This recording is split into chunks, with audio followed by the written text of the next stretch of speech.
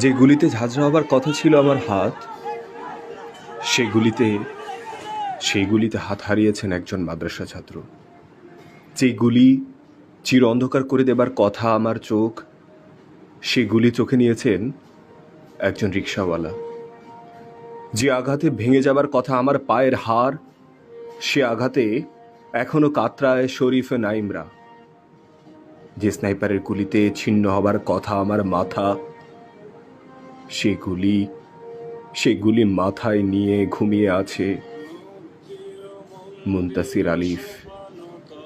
আমার বুক শূন্য করে বেরিয়ে যাবার কথা যে বুলেট, সে বুলেট বুকে নিয়ে অসহায় মৃত্যু দেখেছে বস্তির ছেলেটা। যে মৃত্যু আমার হবার কথা ছিল রণক্ষেত্রে, ছাদে বসে সে মৃত্যুর স্বাদ নিয়েছে রিয়াগো। যে অস্ত্রের কোপে বিদীর্ণ হবার কথা আমার শরীর, সে অস্ত্র ছিন্ন করেছে যাত্রাবাড়ির আরতদারের বুক।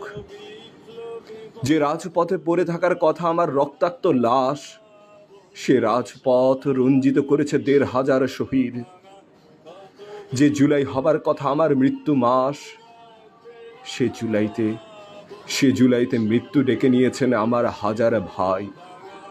যে ৫ই আগস্ট হবার কথা আমার মৃত্যু দিবস, সে ৫ই আগস্ট মৃত্যু দিবস বানিয়ে আমাকে বিজয় মিছিলে পাঠিয়েছে শখানেক শহীদ। আমি অসংখ্য আহত দেহের ঋণ নিয়ে বেঁচে আছি। আমি অসংখ্য নিহত প্রাণের ঋণ নিয়ে বেঁচে আছি। আমি ধার করা হাত, পা, চোখ, মাথা, বুক নিয়ে বেঁচে আছি। আমি বিজয় মিছিলে সেরে এসে কাপুরুষের মতো সুস্থ বেঁচে আছি। আমাদের একটি জরুরি সিদ্ধান্ত মোতাবেক আমাদের যে ৬ তারিখের যে লং মার্চ টু ঢাকা কর্মসূচি ছিল, সেটাকে আমরা একদিন এগিয়ে নিয়ে এসেছি। অর্থাৎ আগামীকাল ৫ই আগস্ট সারা দেশের মুক্তিকামী জনতাকে ঢাকার উদ্দেশ্যে রওনা হওয়ার জন্য আমরা আহ্বান জানাচ্ছি।